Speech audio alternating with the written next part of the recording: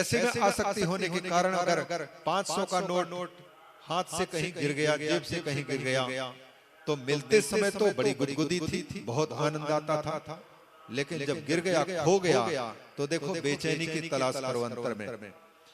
संसार की कोई भी वस्तु मिलने पर प्रसन्नता दे रही है, तो उस प्रसन्नता देने वाली वस्तु के मिलने के समय ही व्यक्ति को समझना चाहिए अभी जितनी प्रसन्नता हो रही है, इसके जाने पर कई गुना अप्रसन्नता, कई गुना दुख होगा। तो इनको सहन करने का सामर्थ्य अगर जुटाना है, कोई चीज खो जाए तो भी हमारे चित्त में कोई असर ना पड़े, ऐसा अगर चाहते हैं तो आसक्ति को छुटाने का अभ्यास है दान। हमारे पास में जो वस्तुएं हैं, हम प्रायः दूसरों को उन्हीं वस्तुओं को देने की हिम्मत कर पाते हैं जो वस्तु हमारे उपयोग में नहीं होती, अथवा हम उनको नहीं चाहते, उन वस्तु को तो दे देते हैं बड़ी उदारता के साथ में, कोई कठिनाई नहीं होती।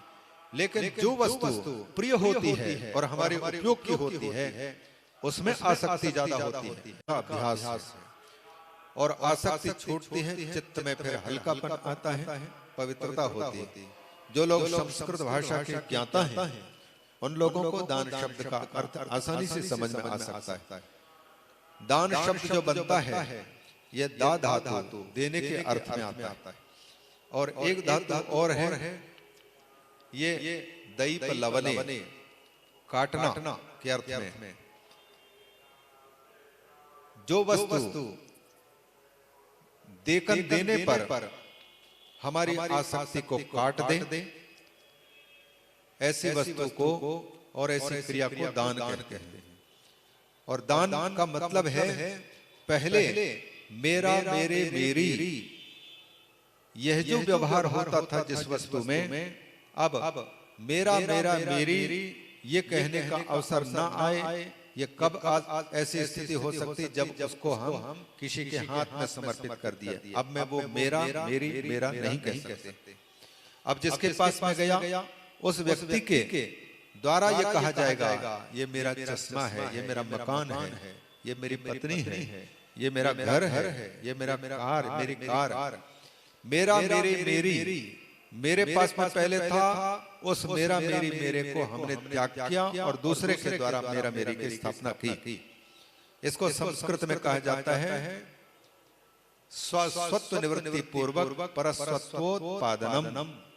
जटिल पड़ेगा, स्पष्ट नहीं करेंगे ज्यादा, बस इतना समझ लें कि मेरा, मेरी जो व्यवहार होता था अब उसमें नहीं रह गया। तो हमारी जो आसक्ति उसमें लगी थी, उस आसक्ति को कटने का अभ्यास है। इसलिए भले पुरानी से पुरानी वस्तु से प्रारंभ करें, फिर बाद में आते आते अभ्यास करने वाला व्यक्ति जब वस्तुओं के प्रति आसक्ति घटती जाती है, तो उत्तरोत्तर अच्छी से अच्छी वस्तु देने की हिम्मत करता है। राजा बलि की कथा आती श्रीमद् भागवत के 8वें स्कंद में। राजा बलि किसी समय पर, उस समय में शायद बिल्कुल चाराना, आज के शब्दों में कहें 5 पैसा वहां से शुरू किया होगा, बाद में क्रमशः बढ़ाया होगा और दान करना शुरू किया। तो संसार का कोई भी मांगने वाला व्यक्ति उसी के पास में जाता है जो दान करता है। मांगने वाले को पहचान में आ जाती है, चाहे ट्रेन में चाहे बस में, उसके चेहरे को पता नहीं कैसे परख लेते हैं, ये व्यक्ति दे सकता है। उसके पास में जाकर के हाथ फैलाता है, सबके सामने हाथ नहीं फैलाता है। राजा बलि जब दान करना शुरू किए, तो जिन्होंने दान पाया वो जाकर के दूसरों को बताते थे कि राजा बलि दान करते हैं। दीन दयाल हरि गोविंद हरे गोपाल हरे, गोविंद हरे गोपाल हरे, जय जय प्रभु दीन दयाल हरे, जय जय प्रभु दीन दयाल हरे। हम निवेदन कर रहे हैं दान, तप और यज्ञ की बात, जिसमें से दान की बात कह रहे हैं कि दान किसी वस्तु में लगी हुई आसक्ति से हमको मुक्त करता है। इसलिए पहले ये न केनापि प्रकारेण दान की शुरुआत हो, और इसके बाद फिर देने देते देते देते हम देखेंगे देना शुरू करते हैं तो मांगने वालों की संख्या भी बढ़ती जाएगी। राजा बलि के पास में यही हुआ। राजा बलि जब दान करने लग गए, लोगों में प्रसिद्धि हो गई, राजा बलि दान बहुत करते हैं। एक दिन सारी दुनिया को दिलाने वाले, देने वाले, खिलाने वाले भी स्वयं भिक्षुकों की लाइन में लग गए। भगवान भी दान करने वाले के पास में आकर के हाथ बटा लिया। जगत में यह दिखाना है कि मेरा भक्त मुझसे भी बड़ा होता है, मैं उनके सामने भी जाकर के हाथ फैलाता हूं। भगवान वामन का रूप धारण करके हाथ फैलाते हैं। तो दान करते करते उस स्थिति में पहुंच गए राजा बलि कि किसी भी वस्तु में लगी हुई आसक्ति को काट डाला। इसलिए उसने त्रिलोकी का दान 2 पांव में जब पृथ्वी से लेकर के और ब्रह्मा के धाम तक को नाप लिया, भगवान ने उनसे कहा, राजन तुमने वचन दिया था, संकल्प लिया था 3 पग भूमि दान करने के लिए, और तुम्हारी जितनी भूमि है 2 ही पग के अंतर्गत आ गया। तीसरा पग कहां रखूं? यदि तुमने संकल्प लेकर के देने का वचन दे करके अपना वचन पूरा नहीं किया तो तुम्हारे झूठ बोलने का फल तुमको प्राप्त करना पड़ेगा। इसलिए बताओ तीसरा पग कहां रखूं? ऐसे समय पर धन्य है भगवान का भक्त भी कम नहीं होता। उसने कहा, प्रभु आपने अभी तक मेरी कहलाने लायक चीज को लिया है, अभी आपने मुझे नहीं लिया है। आप स्वामी को भी ले लो, स्व को तो ले ही लिए, सर्वस्व ले लिया, अब सर्वस्व जिसने समर्पित कर दिया है उसको भी ले लो। हमारे सिर पर तृतीय पग रख दो, तीसरा पग रख दो। यह अपने आप को भी समर्पित कर दिया। नवधा भक्ति के अंतर्गत यह आत्मनिवेदनम, आत्मसमर्पणम सबसे बड़ी भक्ति कहलाती है। जिसने ठाकुर को अपने जीवन समर्पित कर दिया है, अब सौंप दिया इस जीवन का सब भार तुम्हारे हाथों में है, जीत तुम्हारे हाथों में और हार तुम्हारे हाथों में। पूर्ण रूप से भगवान को समर्पित हो चुका होता है, उसके द्वारा उसका उठना, उसका बैठना, उसका चलना, उसका श्वास लेना, उसकी हर क्रिया भगवान की पूजा में बदल जाती। प्रत्येक पूजा में गोपियां उठती हैं, बैठती हैं, झाड़ू लगाती हैं, भोजन बनाती हैं, लिपा पोती करती हैं, लेकिन चित्त में भगवान स्मरण में आते हैं। तो आत्मनिवेदन कर दिया, ये है दान, अपने आप का भी दान कर दिया राजा बलि। इसलिए उनके नाम पर लोग जब कुछ देते हैं, चाहे देश की सेवा में समर्पित कोई रक्षक है, तो कहा जाता है इनकी बलि हुई, इनके बलिदान। राजा बलि के नाम पर दानों को कहा जाता है। तो राजा को पवित्र होने का अवसर मिल गया, उसने त्रिलोकी का दान कर दिया और भगवान प्रसन्न होकर के उनको सुतल लोक का दान किया। लोगों को लगता है कि भगवान ने छोटा रूप धारण करके मांगते समय छोटा रूप धारण किया, और सचमुच बात है, वामन एक बीते का बालक जिस समय मांग रहे थे उस समय उतना बड़ा दिखाई दे रहा था, और जिस समय नाप रहे थे उस समय पर शरीर बड़ा बना दिया। राजा बलि कहना चाहते, अगर कहते कि आपने मांगते समय जितना बड़ा रूप धारण किया था उतना ही बड़े रूप से नापना चाहिए था, आपने हमसे छल किया है, आपने इतना विशाल रूप धारण करके नापा है 2 पगों में, ये कह सकते थे। लेकिन भगवान के सामने राजा बलि ने कोई ननु नाचा नहीं किया, प्रश्न नहीं किया। इसलिए भगवान उसके दान को अंगीकार करके जगत को मानो ये दिखाना चाहते हैं कि दाता मुझे कहते तो लोग हैं, लेकिन मेरा दाता मेरा भक्त है। वो कहते ना, दाता एक राम भिखारी सारी दुनिया, राम एक देवता पुजारी सारी दुनिया, दाता एक राम भिखारी सारी दुनिया। सारी दुनिया भिखारी है, बताइए किसको नहीं चाहिए? कुछ नहीं चाहिए ऐसा कोई इंसान दिखा दो, कोई जीव दिखा दो जिसको कुछ नहीं चाहिए, एकमात्र भगवान को छोड़कर के। लेकिन भगवान भी तब मांगते हैं जब देने वाले की प्रसन्नता है देने में, तो भगवान ये दिखाना चाहते हैं कि मैं भी उनके पास में जाकर के मांगता हूं जो मुझसे बड़े हैं, मुझे भी देने का सामर्थ्य रखते हैं। इसलिए ये राजा बलि को वामन के द्वारा ठगा जाना नहीं है, बल्कि भगवान की वो लीला है कि मेरा भक्त मुझसे बड़ा है। आप देखते हैं देने वाले का हाथ ऊपर होता है और लेने वाले का हाथ नीचे होता है। हमारे बीच में देखो बड़े हमको प्रज्ञा जी को देख करके नागपुर की याद आ रही है और गुड्डे साहब जी आए हुए क्या? ठीक है। हमें जहां भी कथा होती भागवत की वहां इनका स्मरण जरूर होता है, क्योंकि इनके पिताजी के हृदय को मैं कभी भूल नहीं सकूंगा। और परिवार इतना सुंदर परिवार दिया भगवान ने। इनके यहाँ नागपुर में भागवत की कथा कई जगह में होता है, तो वक्ता को वक्ता के अनुकूल बोलने का अवसर नहीं होता है। संकोच किया जाता है, महाराज आप इतना समय ले लेते हैं, आप बंद किया करो, ये बोलते हैं वो बोलते हैं, ये करना पड़ता है। तो उस समय संकोच करके फिर वक्ता को श्रोता के अनुकूल हो करके बस जितनी बातें उसको पसंद होती हैं उतनी बातें उनको खुशामदी बातें कर करके और निकल जाना पड़ता है।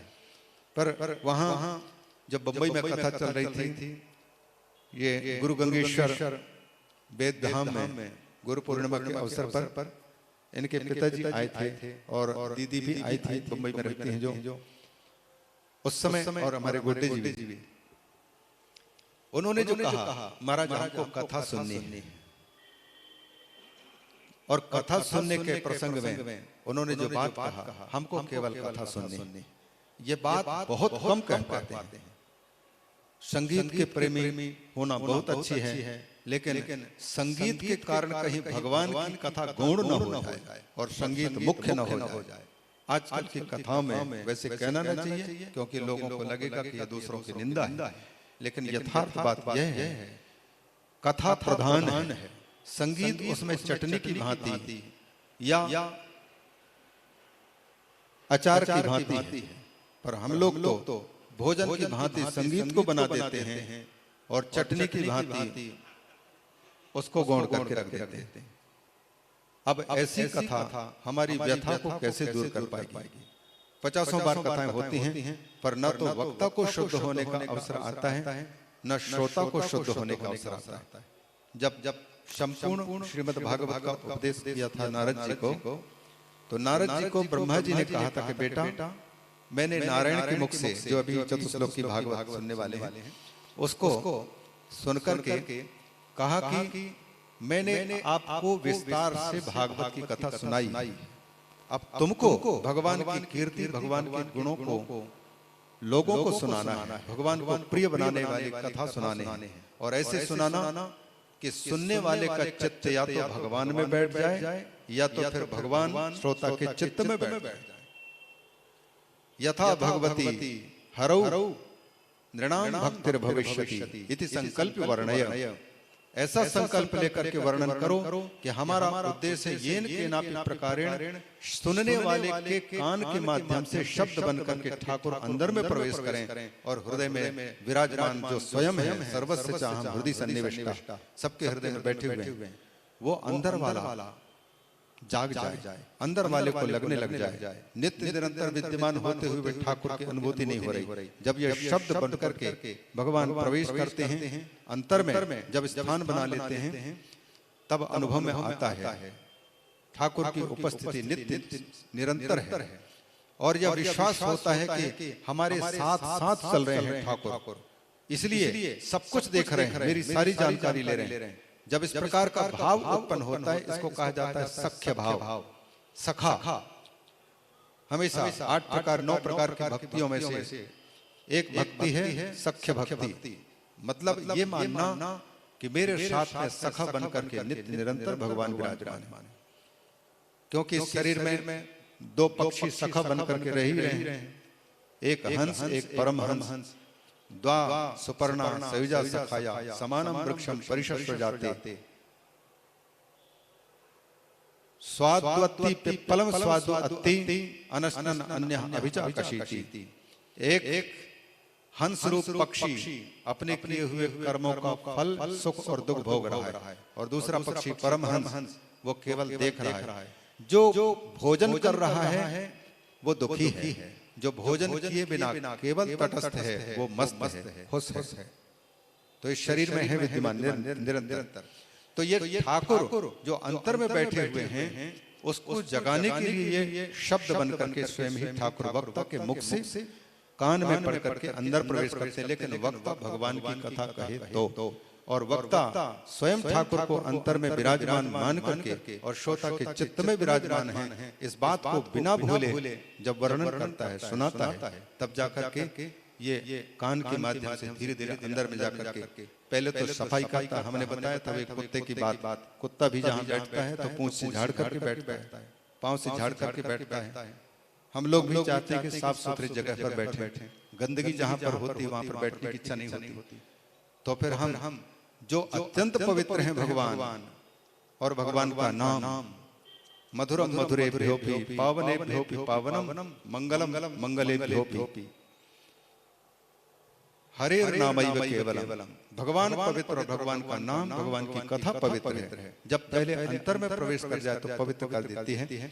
तो ये कथा जब प्रवेश करे पहले और प्रवेश करके ठीक से आसन लगा सके, और आसन सब लगा सकेगी कथा जब हमारे चित्त की सफाई या तो पहले से थोड़ी बहुत हो, अथवा सुनते भी झाड़ू लगती, सफाई होती, तो ठाकुर अंतर में और भी प्रकट होने लगते। यहाँ तो भागवत के तो जो प्रारंभिक दूसरा श्लोक है उसमें वेद व्यास जी के तो ये डिंडिम घोष है कि कोई व्यक्ति भगवान की कथा सुनना चाहता है, जिस समय सुनना चाहता है उसी समय ठाकुर को प्रसन्नता हो जाती है, और वहीं ठाकुर हृदय में अनुभव में आने लग जाते। धर्म प्रोज्जित कैतवोत्र परमो निर्मत्सराणाम सताम वेद्यम वास्तवमत्र वस्तु शिवदम तापत्रयोन्मूलनम श्रीमद् भागवते महामुनिकृते किं वा परैरीश्वरः हृदि सद्यो हृदयवरुध्यतेऽत्र कृतिभिः शुश्रूषुभिस्तत्क्षणात्। ये अंतिम पंक्ति को देखें, वो कहते हैं सद्यः हृदय अवरुध्यते। कौन? भगवान। जब व्यक्ति सुनने की इच्छा करता है उसी समय ठाकुर आकर के रुध जाते हैं, अंदर बंद हो जाते हैं। कब? शुश्रूषु भी, जिस समय शुश्रूषु बनता है, माने सुनने की इच्छुक बनता है। लेकिन शुश्रूषा का जागना, सुनने की इच्छा का जागना एक जन्म के पुण्य के फल पर नहीं हो सकता। कहते हैं कृति भी, माने कृति का मतलब है जिसने अच्छा सुकृत किया है, पुण्य किया है, कई बार किया है, और करते करते जब चित्त को शुद्ध कर चुका हो तब जाकर के उस चित्त में भगवान की कथा सुनने की इच्छा होती। और इच्छा होने के साथ साथ फिर अनुष्ठान का होना, फिर अनुष्ठान होने के साथ साथ भगवान का वक्ता के मुख से निकलना और श्रोता का सुनना। उसके अतिरिक्त अगर कुछ नहीं हो रहा है तो विशुद्ध भागवत के वक्ता हो और श्रोता हो, परीक्षित जैसा श्रोता हो और सुखदेव जैसा वक्ता हो, निरपेक्ष, केवल अपेक्षा के नाम पर मर्यादा के प्रतीक केवल कौपीन है और कुछ नहीं। न उनको दान की अपेक्षा है, न दक्षिणा की अपेक्षा है, न मान सम्मान की अपेक्षा है। जो स्वयं ब्रह्मनिष्ठ महापुरुष हैं, सब कुछ कृतार्थ हो चुके हैं, उनको क्या अपेक्षा? वो वक्ता होता है भगवान की कथा को बोलने का अधिकारी, और इसीलिए उसके अनुभूति में सारी बातें अच्छी निकलती हैं। श्रोता भी उसी प्रकार का होना चाहिए, परीक्षित जैसा, जो सब कुछ छोड़ने को तैयार हो भगवान को पाने के लिए, मुक्ति को पाने के लिए, भगवान की कथा को सुनने के लिए। वो कथा का प्रेमी है और कथा सुनने का पात्र बनता है। और ऐसे श्रोता को भगवान सुखदेव जी जैसे गुरु मिलते हैं, परीक्षित जैसा वक्ता। वो श्रोता जब हो तो भगवान सुखदेव जी वक्ता के रूप में, गुरु के रूप में मिलते हैं। हम गुरु की तलाश करते हैं टीवी में, बाहर में, लेकिन हमारी योग्यता नहीं है तो हम गुरु को पाकर के भी नहीं पहचान पाएंगे। और योग्यता है तो गुरु को खोजना नहीं पड़ता। परीक्षित गंगा जी के तट पर गंगा के आश्रित में बैठे थे, गुरु स्वयं वहां उपस्थित हुए, खोजना नहीं पड़ा कि टीवी में देखो कौन है, किनकी ज्यादा भगत है, उनको हम पहचाने। तो हमारी भक्ति नहीं है, हम तो अपनी प्रतिष्ठा बनाने के लिए बड़े गुरु की तलाश में लगे। तो ये जो है हम ये निवेदन करना चाहते थे, ये जो कथा है भागवत की हम करते बहुत जगह किए हैं, लेकिन श्रोता जिस प्रकार के होना चाहिए वो श्रोता श्रोतृत्व वो योग्यता हमारे बुड्ढे जी के पिताजी वो देखने में आई। पर खेद हुआ कुछ ही दिनों के बाद में जब हम नडियाद में थे, उस समय व्हाट्सएप ग्रुप के माध्यम से पता चला कि जो सुनना चाहते थे उनके निधन हो चुका है। तो परिवार के लोगों ने पिताजी की इच्छा की पूर्ति के लिए भागवत कथा का आयोजन किया, और जो चाहिए किसी भी चीज में न नाम की वस्तु कुछ नहीं, पूरा परिवार इतना सुंदर। और उस समय हमारे चित्त से जो निकलता था हमको भी आनंद आता था। अब श्रोता की बात तो हम नहीं कह सकते उनको कितना कैसा लगता था, लेकिन मुख देख करके पता लग जाता है कि श्रोता को कोई बात सुनने में आदि आई है, तो सुनने में भी उसका चेहरा बता देता है, एकाग्रता बता देती है, और नहीं सुनने वाले के चेहरा भी बता देता है। और विक्षेप बहुत होते हैं हमारे, अगर सुख सुविधा के खोजी हैं अथवा हमारा भाग्य जागा नहीं है, तो पहली बात तो निद्रा देवी सताती है। जब अच्छे ढंग से सुख सुविधाएं मिली हो, खाने पीने के पूरे पेट भी भरा हुआ हो, पचाने के लिए अग्नि भी कार्यरत हो, तो सारे पाचन विभाग के कर्मचारी जब काम कर रहे होते हैं तो गुदगुदी बढ़िया मस्तिष्क के लिए आती, नींद भी आती, सुनने नहीं देती। कभी घड़ी का दर्शन, तो ये कई प्रकार के विक्षेप होते हैं, पर वहां हमको खूब आनंद आया। अभी फोन से बात की तो हमको बड़ी प्रसन्नता हुई। हमने सोचा कि ढूंढ पाएंगे कि नहीं, पर उपस्थित हो चुके हैं। पूज्य बाबा जी के यहाँ पर पूज्य बाबा जी की कृपा से बहुत से भक्त हैं, कहने में हमको संकोच होता है। कभी कभी मैं गोड्डे जी की गाड़ी में बैठता था सामने के सीट में, तो छाती हमारी फूलती थी, लोग हमको देख रहे हैं, गाड़ी किसी दूसरे की, लेकिन मालिक होने का अहंकार अभिमान छाती फूलना किसी का हो रहा है। पूज्य बाबा जी ने तपस्या की है, इतना बड़ा आयोजन किया है, और अगर हम शिष्य बन करके हम अहंकार करें कि हम भक्त हैं, हम चेले हैं उतने बड़े गुरु के, तो हमारी कौन सी अच्छाई। और इसी के कारण जब व्यक्ति अपने आप को श्रेष्ठ मानता है भगवान से और भगवान की कथा से, भगवान नाम से, भगवत जप से, तो फिर ये सुंदर सुंदर कुर्सियां प्रतीक्षा तो कर रही होती हैं, लेकिन सूनापन बता देता है कि योग्यता क्या है। कहना तो नहीं चाहिए, क्योंकि इसमें बाबा जी की बदनामी है। अनेक वक्ताओं की शिकायतें होती हैं, वहां भी अमरकंटक में भी होता है, और ठीक है जिसकी योग्यता जैसी भाई, भगवान की कृपा करने के तरीके और गुरुदेव की कृपा करने के तरीके अलग अलग हैं। समय आने पर सबको ये जागरूकता आएगी। घर का जोगी जोगना आन गांव का सिद्ध होता है, घर की मुर्गी दाल बराबर होता है। इसलिए लीला को देख करके प्रणाम करते हैं भगवान को, और अपने आप के लिए यही कहते हैं कि आप लोग निमित्त बन जाते हैं। वक्ता आपको सुना करके आपको उद्धार करने का प्रयास नहीं कर रहा है। अगर उद्धार करने का प्रयास करता तो उद्धार करने के लिए राम आए, कृष्ण आए, बलराम आए, नरसिंह आए, वामन आए, परशुराम आए, कितने अवतार हुए। जब तक रहे तब तक ये दुनिया लगभग ठीक हुई, चले गए दुनिया फिर ज्यों के त्यों हुई। बिल्कुल वही दृष्टांत, एकदम विभत्स दृष्टांत होता है। कुत्ते के पूंछ को सीधे बांस के पुंगरी में जब तक रखते हैं तब तक सीधा होता है, और जैसे ही बांस से अलग किया तो टेढ़ापन फिर आ जाता है। गुरुदेव के सामने, संतों के सामने, अच्छे लोगों के सामने तो हम बिल्कुल सीधे साधे बहुत अच्छे दिखते हैं, लेकिन अंतर के टेढ़ेपन को समझ पाना बहुत कठिन है। हमारे बिगड़े होने का अनुमान तब होता है, स्वयं को समझना चाहिए कि हमको किसी की अच्छी बात अच्छी नहीं लगे, बुरी लगने लग जाए, किसी के कोई बात हमको सहन नहीं हो रही, तो इसका मतलब है हमारा अंतर बिगड़ा हुआ है। तीर्थ में आकर के अगर हम सुख सुविधाओं को खोज रहे हो तो तब नहीं हो पाएगा।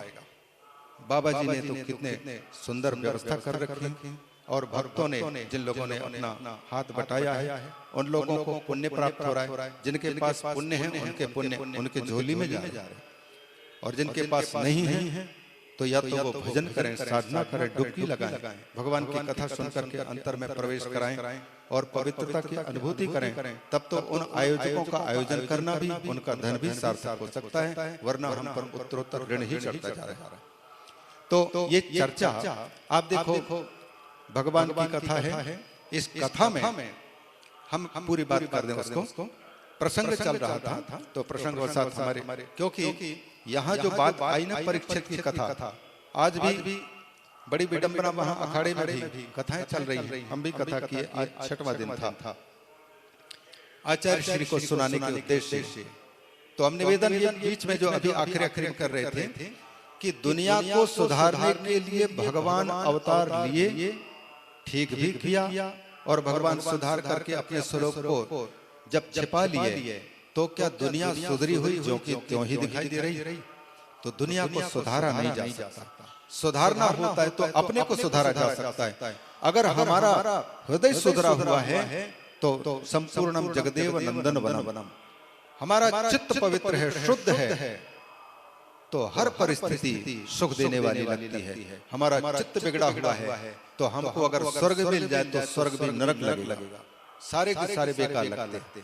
इसलिए अंतर को, स्वयं को निवेदन ये कर रहा हूं कि आपको निमित्त बना करके केवल वक्ता, यहाँ जो वक्ता होते हैं अपनी वाणी को पवित्र करते हैं और अंतर को टटोलते हैं, दर्पण में देखते हैं, तो उनके वाणी भी पवित्र और अंतर को पवित्र। वरना आपको सुनाने के उद्देश्य से अगर हम कथा करने लग जाएं तो हमारी अपेक्षा होगी बहुत से श्रोता होते तो और मजा आता, लेकिन ये अपेक्षा रख करके अगर कथा सुनाते हैं तो वो दिखावा हो जाएगा। वक्ता यदि श्रोता एक भी है, अगर नहीं है तो हमें स्थान मिला हुआ है, और भगवान की कथा करते तो हमको तो कम से कम लाभ मिल ही रहा है। भगवती पार्वती को अकेले को भगवान शंकर सुनाते रहते हैं, तो अपने आप की पवित्रता हम पहुंचे अपने जगह पर। ये जो बात चल रही थी, यज्ञो दानम तपश्चैव पावनानि मनीषिणाम, हम जिस उद्देश्य से तीर्थराज प्रयाग में आए हैं, किस उद्देश्य से? पुण्य के लालच में आए हुए। बिना पुण्य का लालच हुए कोई तीर्थराज प्रयाग में और इस कड़कती ठंड में किसी जगह पर रहना क्यों पसंद करेगा?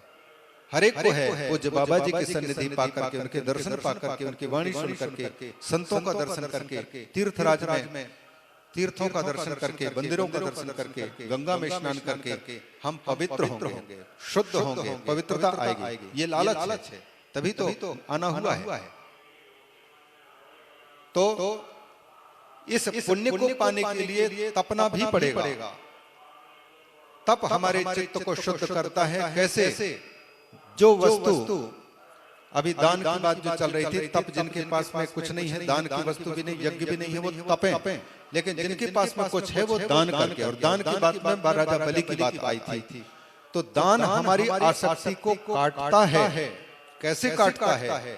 पहले हमारी कंजूसी रहती है ममता के कारण वस्तु में, फिर हम पुरानी से पुरानी वस्तु, जो कपड़ा हमारे लायक नहीं है, फटा पुराना है, तब उसको शुरू करते हैं, भैया ले, तो कोई तकलीफ नहीं होती उसमें। इसके बाद फिर दूसरी बार दान करते हैं तो उससे और आगे बढ़ते हैं, कुछ ठीक कपड़ा दान करते हैं। फिर एक समय ऐसा आता है, संत महापुरुष पूज्य बाबा जी कोई संत आते हैं, तो जो उनको पसंद है अच्छे से अच्छे कपड़ा पहले से रखते हैं और उनको उठाते हैं। अच्छी से अच्छी वस्तु का दान करने से उस अच्छी वस्तु में लगी हुई हमारी आसक्ति कटती है।